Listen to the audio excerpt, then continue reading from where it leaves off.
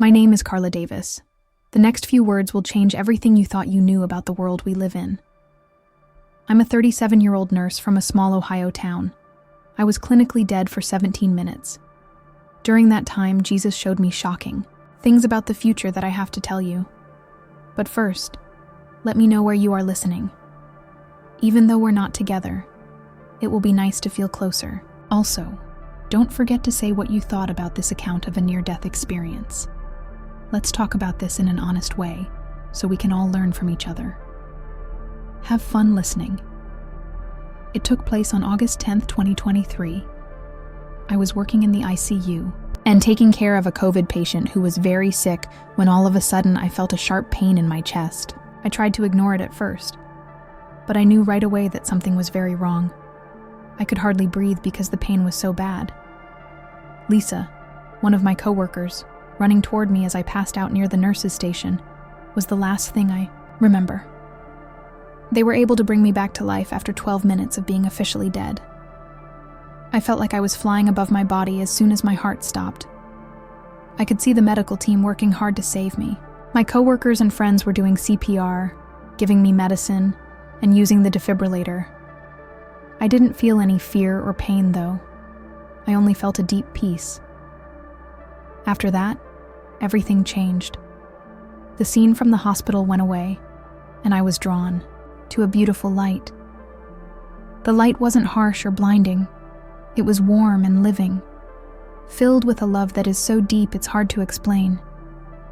When I came out of this tunnel of light, I was in a place that words on earth can't fully describe. Every color was brighter than anything else in the world, and the air seemed to be full of life and purpose. What happened next, though, is why I have to tell this story. When Jesus showed up in front of me, it was unlike anything I had ever imagined. There was no way this was the Jesus from Sunday school pictures or church art. He looked beautiful and humble at the same time, strong but friendly. He looked right into my eyes and seemed to see right through them to my soul. I felt every cell in my body respond when he spoke. His voice was authoritative and caring. He told Carla, "What I'm about to show you needs to be shared. My people need to be ready for what's coming because time is running out." When I took his hand, the scene around us changed. All of a sudden, we were in what looked like a huge light stadium. There were layers of clouds that seemed to glow from the inside out instead of seats. Every scene that came up in front of us was more intense and full of detail than the last. He told them to pay close attention because what they would see was what would happen in the days to come. A lot of my people aren't ready for the lie that's about to happen. In the first picture he gave me, I saw our world, but something was very different. I saw a string of global disasters that made people desperate to find answers. It was a perfect storm of economic failure, natural disasters, and social upheaval that made the way for what came next. Peace, safety, and wealth for everyone were promised by a new world system that was being put in place. Jesus said, "Notice how the enemy works. He doesn't do evil that is easy to see, but he does evil that is subtle. His ideas seem good and important, but they lead to spiritual bondage." I saw this new system being put in place step by step, and each step seemed sensible and helpful. It began with a promise of ending hunger through a basic income for everyone. Then there was a unified world healthcare system that said everyone would be able to get medical care. People were told that digital currency would get rid of cheating and make sure that resources were shared fairly, so it replaced traditional money. Every step was shown as progress and the answer to all of humanity's issues. But then Jesus showed me the darker side of these changes that seemed good at first. People who questioned the system or refused to take part started to be limited more and more. At first it was small, having trouble getting to some services, feeling a little social pressure, and hearing worried conversations from family and friends. Nevertheless, it got worse over time. Jesus told them that what they were seeing was getting ready for the mark. A lot of people will gladly accept it because they see it as a sign of growth and unity. It's not just that, though. It's a moral choice that can't be changed.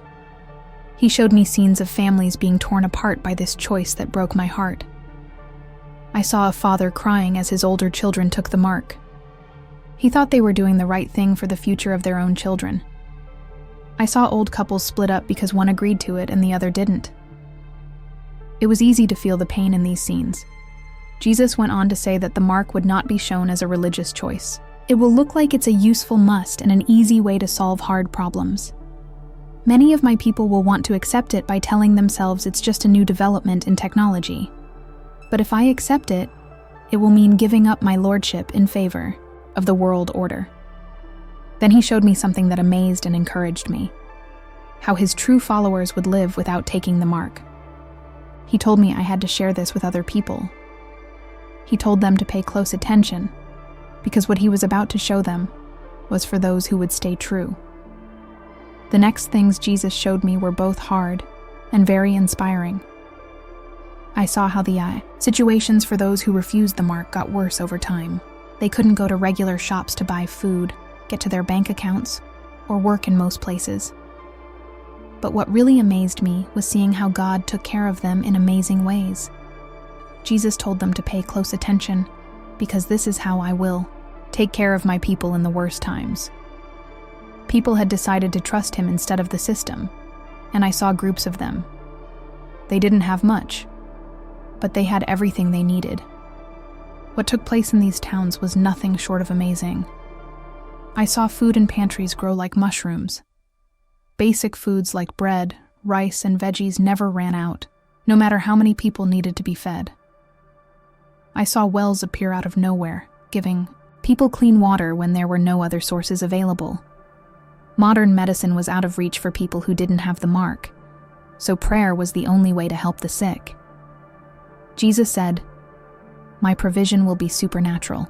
I will take care of those who trust me during these hard times, just like I fed the Israelites for 40 years in the desert. But they need to learn to trust me fully, not just some of the time." He showed me how these groups worked, and it was very different from what I'd seen in modern churches. Everyone shared what they had and didn't think twice about meeting each other's wants. No one felt like they owned it or were keeping it. Everyone thought of everything as a gift from God that should be shared openly. I was amazed by how much love and togetherness I saw. Jesus pointed to these groups and said, "This is the real church. Not buildings or programs, but people who love and believe in each other and help each other through hard times." Divide and scare will be used by the enemy to try to destroy these groups, but those who stay in my love will not be able to be moved. Then Jesus showed me something very important to their survival: how powerful prayer is in these places. I was used to a different kind of relaxed prayer, though. What I saw was prayer that moved mountains and prayer that made real walls of safety around these towns. Jesus told them to watch how they pray. This isn't the weak, doubtful prayer that a lot of churches use these days. This is prayer that comes from having full faith and trust. I saw people praying together in small groups. Their prayers seemed to send out waves of light that pushed back the darkness around them. When the government came looking for these villages, their prayers made them so invisible that the searchers could not find them. When they ran out of food, their faith-based prayers made miraculous provisions appear. Food appeared in storage. Rooms, fish-filled empty nets, and fields produced harvests that were far beyond what nature could have expected. Jesus made it clear that prayer would be more than just a religious act. It would be a way to stay alive. My people will get knowledge, direction, and the strength to keep going through prayer. As they learn to pray, they need to know who they are in me and the power I have given them. He then showed me something that really upset me: how lying is becoming more common in religious groups. I saw well-known religious leaders give in and start twisting the Bible to make it okay to wear the mark. Christ said that many people will be led wrong by the people they trust. Because of this, everyone needs to know my word and follow my spirit. The lie will be so slight that only people who really know me will be able to spot it. I saw how this trick worked. It began with small concessions that seemed like sensible changes to fit the times. Religious leaders started to teach that getting the The mark was a personal choice that had nothing to do with religion. They used Romans 14 to talk about things that can be fought about, and said that God looks at the heart, not the outside. Some even taught that getting the mark was a way to stay a Christian in the world and keep helping people. Jesus said that the enemy knows that attacks on faith directly tend to make it stronger. He does this by craftily lying, making bad things look like good things, and good things look like bad things. This is why having judgment is so important. Then Jesus showed me the start of what he called the Great Deception. This was a time when people all over the world would celebrate a false peace. I saw as the heads of many countries got together and proclaimed a new era of peace and wealth. Everyone was happy because they thought that peace had finally been achieved between all living things. Jesus told them that this peace is fake. It's meant to make my people lazy and take their eyes off the truth. It's a trap, but a lot of people will fall for it because they think it's the answer to their wishes. I saw huge meetings where people were happy about the new peace around the world. Leaders said they would end wars, poverty, and pain. To make sure everyone was treated equally, new tools were made available. It was impossible not to feel excited, and even strong followers were caught up in it. Jesus said that even the chosen could be fooled if they trust their own minds instead of my spirit. Then he showed me those who wouldn't give in to this fake peace. I saw small groups of Christians getting together behind closed doors to pray passionately for wisdom and strength. They were made fun of and shunned, but their beliefs never changed. These devoted people stuck to the Bible and the Holy Spirit's leading, not giving in even when the world turned against them. Then Jesus told them something very important about the mark. He showed me that it wasn't just a tool for business or physical use. It was also a spiritual trap, and a last choice that would seal people's fates. Jesus said that the mark would be shown as the answer to all troubles. It will provide safety, ease, and welcome. A lot of people will take it without realizing what it means spiritually. One thing, though, can't be taken back. I saw people waiting in line to get the mark. A lot of people were in desperate situations. Parents wanted to feed their kids, the old needed medical care, and young people wanted to keep going to school. There was a lot of pressure to accept it. He told them it wouldn't be easy to decide. A lot of people will say that they need to take it to stay alive or to help other people. But people who trust me will get everything they need from me. After that, he showed me specific ways that his people would stay alive without the mark. Like the secret railroad, I saw secret networks growing that helped Christians find safe places to live. People learned skills they never thought they'd need by living off the land. But what really moved me was seeing people grow in their faith and trust in God in ways that changed them from the inside out. Jesus stressed that spiritual preparation is more important than physical readiness. People who fully trust me will find power they didn't know they had. Then Jesus showed me a picture that he said would help me understand the spiritual battle that was coming. There was a fight going on between believers that wasn't physical, but spiritual. They were on their knees, and the prayers they were saying sent waves of light back into the darkness. Jesus told them this is how the real fight will be fought. Not with real guns, but with prayer and faith that doesn't waver. People who follow me need to know how much power they have in me. As I watched, these prayer warriors prayed with a fervor I had never seen before. In the spiritual world, their prayers were more than just words. They were strong statements that made things different. As they prayed, I could see strong walls forming around their towns that the forces of darkness could not get through. Jesus told them that prayer would be their best defense. In it, they will find knowledge, be protected, and be fed. But before things get worse, they need to learn how to pray with power. He taught me that different kinds of prayer were useful for different things. People who believed were asking for food, and food would grow in their stores. Others prayed for safety, and the people who were after them couldn't see their villages. Some people prayed for healing, and the sick got better without any medical help. He told them to pay attention to how specific and full of hope their prayers are. They pray with faith because they know who they are in me and the power I have given them. That's when he showed me something scary, how the enemy would try to weaken these prayer fighters by making them doubt and give up. People were getting tired and wondering if their prayers were making a difference. When answers didn't come right away, some people were tempted to give up. Jesus said that the enemy knows how powerful prayer is. That's why he tries so hard to stop it. My people need to keep praying, even if they don't see effects right away. Then he showed me scenes of miraculous supply that amazed me. I saw small groups of Christians who didn't seem to have much, but they always had what they really needed. When they were running low on food, someone would always show up with more, or the food they already had would seem to grow by some strange means. When they needed medical care, God would either send someone who had refused the mark to help them or heal them through prayer alone. Jesus said, "These miracles will not only happen once in a while, but they will happen every day for those who fully trust me." Keep in mind, though, that the rule often comes up in ways they don't expect. It was amazing to see how these communities learned to trust God in ways that today would seem impossible.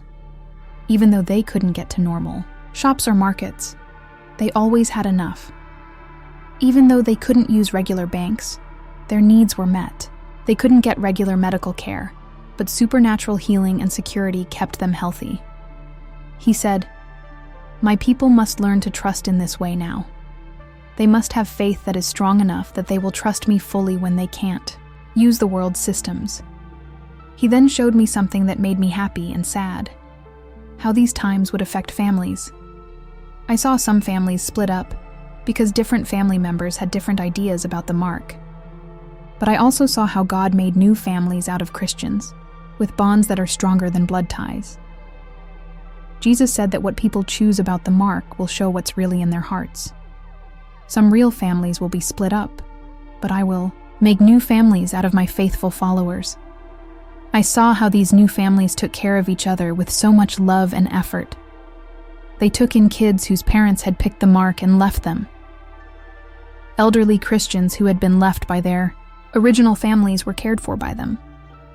They loved each other more than any family I had ever seen. Jesus said, "This is the love that will keep my people alive. People will know them by how much they love each other." Then he showed me something that broke my heart, the start of a big lie that would test even the most devoted followers. I could see that this lie would come from well-known religious leaders who had betrayed their faith. Jesus said that a lot of people will be confused because the lies will come from people they trust. Because of this, everyone needs to know my word and my sound. I listened as these leaders made strong cases for accepting the mark. They took verses out of context and played on people's wish to help others. They said that taking the mark was the loving thing for Christians to do, because it would help more people and keep Christians in powerful places.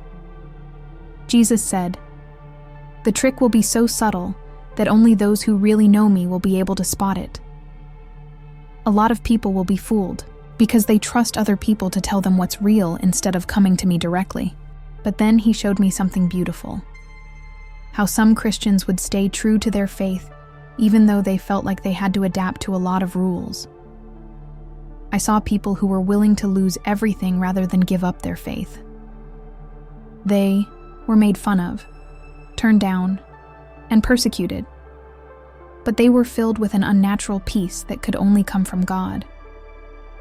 God told them that these people really know that their life is not their own. They have thought about what it will cost and have decided to follow me no matter what. He showed me how these faithful people would become lights for other people to follow. Their joy despite being persecuted, their peace during trouble, and the miraculous ways they were helped became strong witnesses that led others to the truth. The next vision Jesus gave me was about how important it is for Christians to be in community with each other. I saw small groups getting together in homes, caves, woods, and other safe places. People didn't just go to church events like we do today. They had powerful encounters with God that changed their lives. Jesus said that these meetings would be very important for making my people stronger. By working together, they will find strength, support, and knowledge. I saw how these groups shared everything they had. When one family got food, they gave it to other families right away. Everyone in the neighborhood took care of sick people. When someone was weak in faith, others prayed for them and gave them words of support. Jesus told them, this is how a real church looks. Not buildings or programs, but people who love and believe in each other and help each other through hard times. Afterward, he showed me something that gave me hope. How these towns would become places of rebirth even while they were being persecuted. I saw people who had taken the mark come back to these towns, deeply sorry for what they had done, and telling others not to do the same thing. Even though they couldn't change their minds, their advice stopped a lot of other people from making the same choice. As my time with Jesus came to an end, he gave me one last vision, the ultimate victory of those who stayed true. It made them happy to see that their hope had not been for nothing. Their problems on earth looked small when compared to the glory they got. Remember that Jesus said every choice we make in faith and every sacrifice we make in trust has eternal meaning. It will be hard to test, but it will be worth it in the end. I knew my time in this heavenly world was coming to an end because I felt myself being pulled back. I quickly asked God, what should I tell people that is the most important thing? When Jesus looked at me, his eyes seemed to hold all the love in the world. I love them so much that it will never end. Be sure to tell them that I will always be there for those who trust me, no matter how bad things get. Tell them that what's coming isn't meant to scare them, but to get them ready. The most important thing is to tell them that every choice they make today helps them make decisions tomorrow. He went on, tell them that the time is shorter than many people think. The trick is already being played on me, and only people who really know me will see it. Help them build their faith by teaching them to trust me in little things. That way, they'll be ready to trust me in bigger things. As the scene went away, Jesus spoke to me one last time. Tell my people that I will always be with them until the end of time. People who put their trust in me will not be let down. Who really knows me and who just knows about me will be shown by the tests. The next thing I knew, I was back in the ICU, gasping for air as my heart started beating again. The medical staff was shocked that not only had I lived, but I also did not have any brain damage from not getting air for so long. I knew it was more than just a medical miracle. It was meant to be that way.